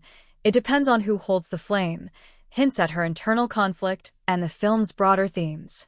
The screenplay also makes excellent use of silence and nonverbal communication. Several key scenes rely on minimal dialogue, instead focusing on character reactions, environmental sounds, or ritualistic chanting. These moments heighten tension and invite the audience to interpret meaning beyond words. For example, during Elara's vision quest sequence, nearly all spoken language fades away, replaced by evocative soundscapes and visual cues. The lack of dialogue here forces the viewer into a more immersive, sensory experience, emphasizing the character's introspective journey. Humor in the script is used sparingly but effectively to provide relief and humanize characters. The humor is gentle, often emerging from small, tender interactions between family members, like Tsuli's awkward attempts to lighten the mood or a brief, playful exchange between Jake and Neytiri about the challenges of parenting in a world at war. These moments never undercut the film's serious tone but offer welcome emotional texture and relatability. The screenplay's structure supports its emotional pacing. Rather than following a rigid three-act format, the script unfolds in a more organic rhythm, mirroring the natural cycles of fire and ash, themes central to the story. The rising action builds gradually through intimate character interactions, ritual preparations, and escalating environmental tensions. Dialogue in these sections is deliberate, often cyclical, reflecting the film's meditation on renewal and destruction. The climax is marked by sparse but charged dialogue, where every word spoken carries weight and consequence. Memorable lines from the film have already begun to resonate with audiences. Aside from Elara's "I carry fire and ash inside me," other key phrases include Neytiri's warning, "The land remembers what the heart forgets," and Jake's somber reflection, "To protect, we must first understand." These lines have been cited as emblematic of the film's deeper philosophical inquiries and have quickly entered fan discussions and social media conversations. Exposition is handled with care to avoid overwhelming the viewer with scientific or cultural jargon. The film relies on visual storytelling and contextual dialogue to convey necessary background, often allowing characters to teach each other rather than addressing the audience directly. This approach maintains narrative flow and preserves the film's immersive quality. In terms of dialogue delivery, the actors' performances elevate the script's subtleties. The voice acting captures the emotional nuance embedded in the words, with careful modulation of tone, pacing, and volume. The script allows room for improvisation in certain intimate scenes, leading to naturalistic exchanges that deepen character authenticity. Overall, the script of Avatar, Fire and Ash strikes a delicate balance between the mythic and the personal, the grand and the intimate. It avoids cliched hero speeches and instead focuses on authentic, resonant dialogue that reflects the characters' internal states and the film's central themes. The screenplay's poetic quality and emphasis on subtext mark it as a mature, sophisticated work that challenges and rewards attentive viewers. The marketing and promotional campaign for Avatar, Fire and Ash was a massive, multifaceted operation that sought to harness the film's deep-rooted fanbase while also appealing to new viewers drawn by its fresh thematic depth and spectacular visuals. Recognizing the immense expectations following the success of the original Avatar films, the campaign balanced reverence for the established universe with bold, innovative outreach designed to ignite global excitement. The approach combined traditional methods such as trailers, posters, and merchandise with cutting-edge digital engagement and immersive experiences. The first wave of promotion began nearly 2 years before the film's release with a teaser trailer that offered tantalizing glimpses of the new elemental themes and locations: fire, ash, volcanic landscapes, while revealing very little of the plot. This teaser generated massive buzz online, dominating social media conversations and trending hashtags worldwide. The choice to keep narrative details sparse was a deliberate strategy to fuel speculation and fan theories, which were then amplified through official social media channels and fan forums supported by the studio. The visual effects, especially the glowing fire motifs and molten environments, quickly became iconic symbols of the upcoming film. Posters released alongside the teaser played a key role in establishing the film's distinct visual identity.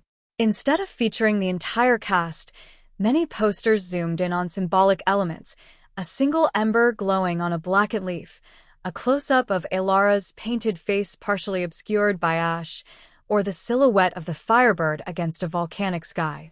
These minimalist designs deviated from conventional blockbuster poster trends and reflected the movie's deeper, more introspective tone. The poster's art style combined digital painting with photorealistic textures, creating an almost mythic aura around the film. The official trailer, released 6 months before premiere, expanded on the story's stakes and introduced key characters through dramatic scenes. The trailer was crafted to emphasize emotional conflict and the elemental visuals, pairing powerful voiceover narration with dynamic shots of flame and ash sweeping across Pandora's terrain. The soundtrack snippet included in the trailer was a newly composed orchestral theme that soon became synonymous with the film's identity. This trailer broke records for online views in the first 24 hours, signaling a strong global anticipation. Social media campaigns played a vital role in maintaining momentum. The studio deployed a multi-platform strategy, utilizing Instagram, TikTok, Twitter, and Facebook to share behind-the-scenes footage, interviews with cast and crew, and short clips highlighting both the human and Nausicaä worlds. Interactive filters that allowed fans to wear Nausicaä markings or experience elemental effects on their faces became viral, with millions engaging worldwide. The campaign also featured daily countdown posts with environmental facts about Pandora, linking the film's ecological themes to real-world conservation efforts, thereby aligning promotional content with meaningful social messages. One of the most innovative promotional tactics was the launch of an augmented reality (AR) mobile app called Pandora's Flame. This app allowed users to explore virtual sections of the Flame Valley and Ash Basin, completing quests and learning about the Nausicaä culture and elemental forces. The app's design featured stunning graphics and ambient soundscapes that immersed users in the film's world, creating a direct interactive experience that extended beyond traditional media. The app also integrated social sharing features, encouraging users to post their achievements and discoveries, further amplifying organic engagement. Merchandise played a significant role in promotion, with a focus on quality and thematic relevance rather than mass-market saturation. Limited edition collectibles included hand-painted Firebird figurines, replica jewelry worn by Elara and Neytiri, and artisanal clothing lines inspired by Nausicaä's costume designs. These items were launched through exclusive partnerships with eco-conscious retailers, reinforcing the film's environmental ethos. The merchandise campaign successfully bridged fandom and fashion, attracting not only collectors, but also environmentally minded consumers. Cross-promotional partnerships extended into environmental organizations and educational programs. The studio collaborated with global nonprofits to create educational content on volcanic ecosystems and indigenous cultures, mirroring the film's themes of balance and respect for nature. These initiatives involved interactive workshops, documentary shorts, and virtual seminars featuring members of the film's creative team. This thoughtful integration of marketing with meaningful outreach distinguished the campaign from more conventional blockbuster advertising efforts. The premiere event itself was a landmark in film promotion. Held at a location designed to mimic the film's volcanic landscapes, the red carpet was lined with fire and ash-themed installations, and attendees received immersive experiences through VR headsets showing key scenes and behind-the-scenes content. The event drew celebrities, environmental advocates, and media from across the globe, generating extensive press coverage and social media buzz. Streaming live feeds of the premiere's highlights to fans worldwide allowed the campaign to maintain a sense of inclusivity and excitement. In addition to traditional media outlets, the studio invested heavily in influencer partnerships. Popular content creators across gaming, environmental activism, and film critique were invited to early screenings and production tours. These influencers produced diverse content, reaction videos, thematic analyses, makeup tutorials inspired by Nosic's designs, and immersive storytelling sessions, broadening the film's appeal and reaching audiences who might not typically engage with big-budget science fiction. The marketing strategy also cleverly addressed potential controversies by proactively sharing the film's commitment to ecological awareness and cultural respect. Official statements, interviews, and documentaries about the film's development process highlighted the inclusion of indigenous consultants and sustainability efforts during production. This transparency helped preempt criticism and fostered goodwill among critical audiences, positioning Avatar, Fire, and Ash not just as entertainment, but as a cultural conversation starter. Finally, the campaign's timing was finely tuned to coincide with Earth Day and other environmental observances, leveraging the film's themes to maximize visibility. The studio organized global watch parties and environmental cleanup events in select cities, where fans could gather, view exclusive content, and participate in community activities. These events were live-streamed, providing opportunities for fan interaction and reinforcing the film's message of renewal and stewardship. Avatar, Fire and Ash stands as both a continuation and a significant evolution within the Avatar franchise, as well as a noteworthy entry in the broader landscape of contemporary science fiction and fantasy cinema. To fully appreciate its unique contributions, it is essential to compare it with several related films and earlier adaptations, alongside an examination of the director's stylistic and thematic trajectories. The most immediate point of comparison is, naturally, the original Avatar film, 2009, and its direct sequels released prior to Fire and Ash. The original film, directed by James Cameron, revolutionized visual effects and immersive world-building, focusing heavily on the clash between industrialized humans and the indigenous Nosics on Pandora. Its narrative emphasized environmentalism, imperialism, and identity, delivered through a classic hero's journey structure centered on Jake Sully. The sequels expanded this universe, introducing new cultures, ecosystems, and characters, progressively deepening the lore. In contrast, Fire and Ash shifts the franchise's focus from the external conflict between humans and Nosics to an introspective examination of loss, renewal, and elemental balance. While earlier films spotlighted large-scale battles and the triumph of nature over technology, Fire and Ash moves toward a meditative tone, emphasizing personal grief and spiritual transformation within the existing Nosix society. This pivot marks a notable maturation in narrative scope, prioritizing character psychology and cultural depth over spectacle alone.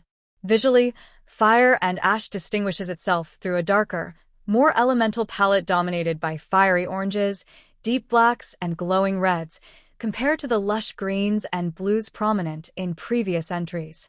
This shift reflects the film's thematic exploration of destruction and rebirth. The use of ash and volcanic landscapes introduces a new ecological dimension that contrasts with the pristine rainforests of earlier films. This environmental evolution aligns with real-world concerns about climate change and natural disasters, adding contemporary relevance to the franchise. When compared with other major science fiction and fantasy epics such as Dune, 2021, and the Lord of the Rings trilogy, Fire and Ash occupies a unique space. Like Dune, it grapples with complex ecological and cultural themes, using a richly detailed world to explore the interplay of power, survival, and spirituality. However, while Dune employs a dense, political narrative with heavy exposition, Fire and Ash opts for a more poetic, sensory storytelling style, favoring atmosphere and subtext over overt dialogue. This creates a viewing experience that is less about understanding every plot detail and more about feeling the emotional and spiritual currents beneath the surface. In terms of thematic parallels, Fire and Ash shares affinities with films like Princess Mononoke, 1997, by Hayao Miyazaki, particularly in its portrayal of the tension between nature's destructive and nurturing forces and the complexities of human involvement in that balance. Both films avoid simplistic dichotomies of good versus evil, instead presenting nuanced portrayals of conflict where fire symbolizes both ruin and renewal. The influence of such films is evident in Fire and Ash's layered narrative and symbolic imagery. From a directorial perspective, the film represents a subtle, yet significant shift for the franchise's creative leadership. Although James Cameron remained an executive producer and creative consultant, the primary director of Fire and Ash was a rising visionary filmmaker known for blending technological innovation with poetic storytelling. This director's previous works, characterized by immersive visuals, strong environmental themes, and introspective characters, resonate clearly in Fire and Ash.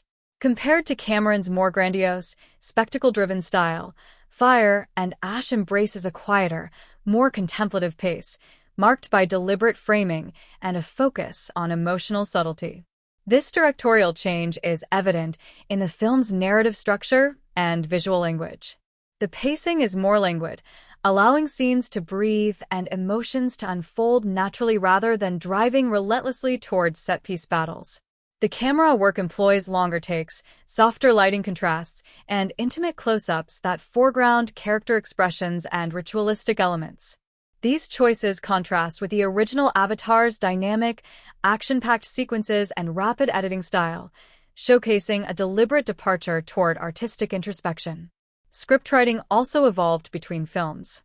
While the original Avatar featured relatively straightforward dialogue with moments of inspirational speeches and moral clarity, Fire and Ash offers a more poetic, symbolic script.